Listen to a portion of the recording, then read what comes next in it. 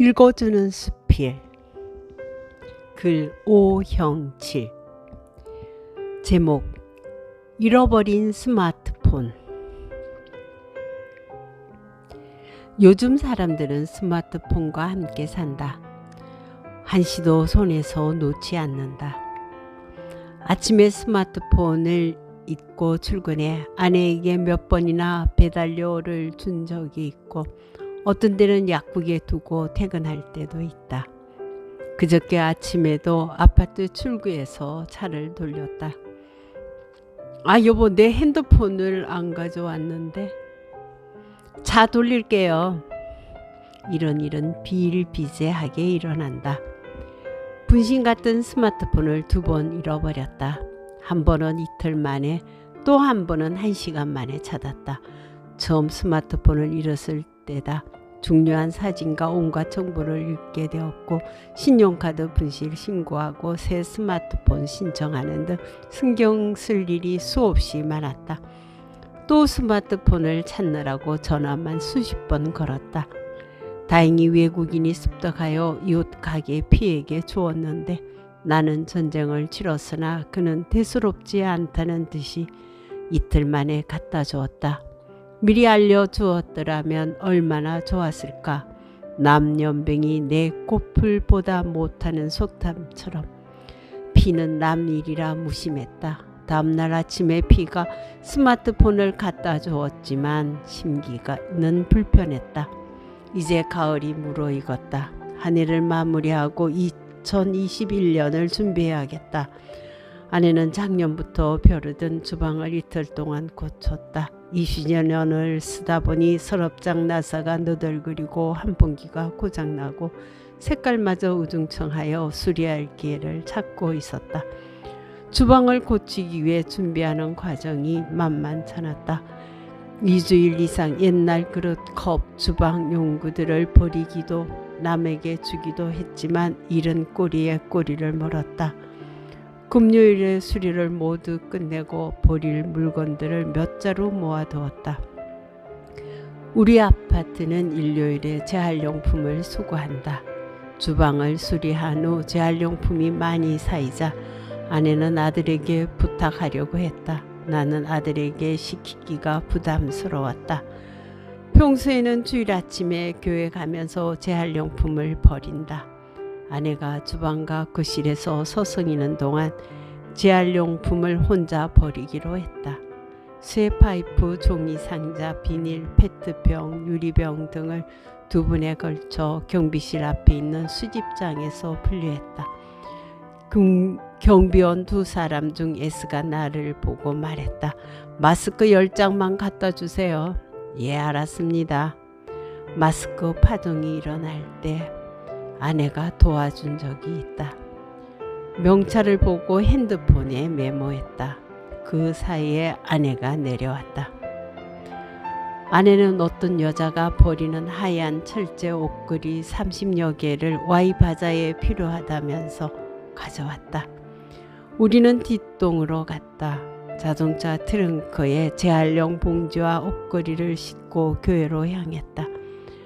아내는 주차장 입구에 차를 대고 열 체크 QR코드를 확인하고 전통시장 활성화를 위한 상품권 2장을 받아 본당으로 올라갔다.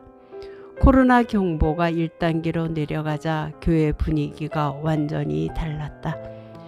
1층 로비는 교인들로 왁자지껄하고 상품권을 나눠주는 분들과 함께 활기가 넘쳐 흘렸다. 몇 달 동안 이런 광경을 본 적이 없다. 이제 교회가 살아났구나. 3층에 가보니 아내가 먼저 와 있었다.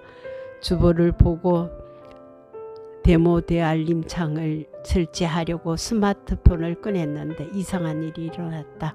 불과 20분 전까지 호주머니 속에 있던 스마트폰이 깜짝하지 사라져버렸다.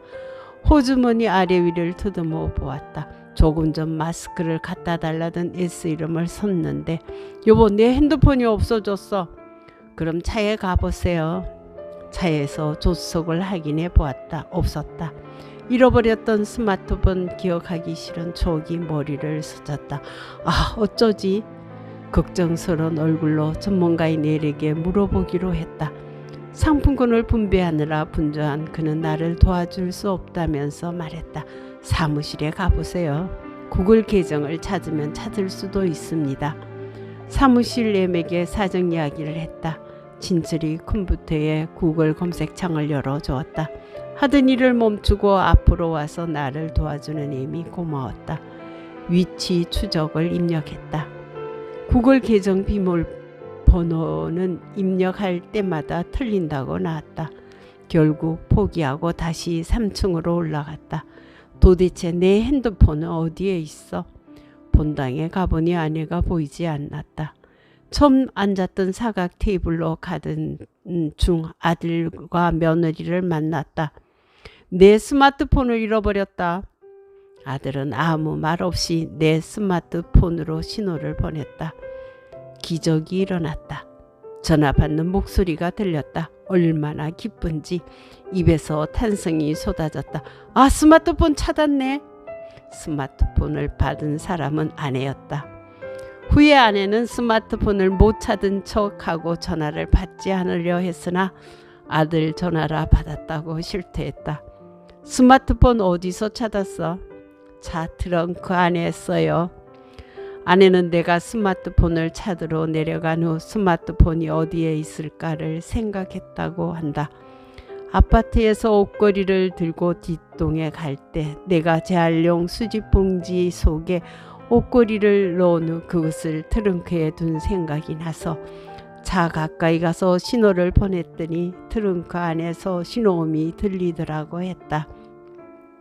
아, 여기 있네. 두 번째 스마트폰을 잃어버렸을 때 정말 난감했다. 그때는 형차를 타고 가다가 떨어뜨렸으나 오늘은 멍하여 아무 생각이 나지 않았다. 내가 비닐봉지와 옷걸이를 트렁크에 넣으면서 손에 쥐고 있던 스마트폰을 무의식 중에 놓아버렸다. 아내에게 건너받은 스마트폰을 오르만지면서 본당 의자에 앉았다. 따라오던 아내는 내 바로 앞자리에 앉았다. 구불구불한 아내 머리카락을 물끄러미 바라보았다. 그날따라 윤기 흐르는 흑갈색 머리카락이 잘 어울렸다. 내가 필요할 때 안타를 쳐준 아내가 얼마나 고마운지 모른다. 여보, 다음에 또 안타 쳐줘. God bless you. 2020년 10월 27일.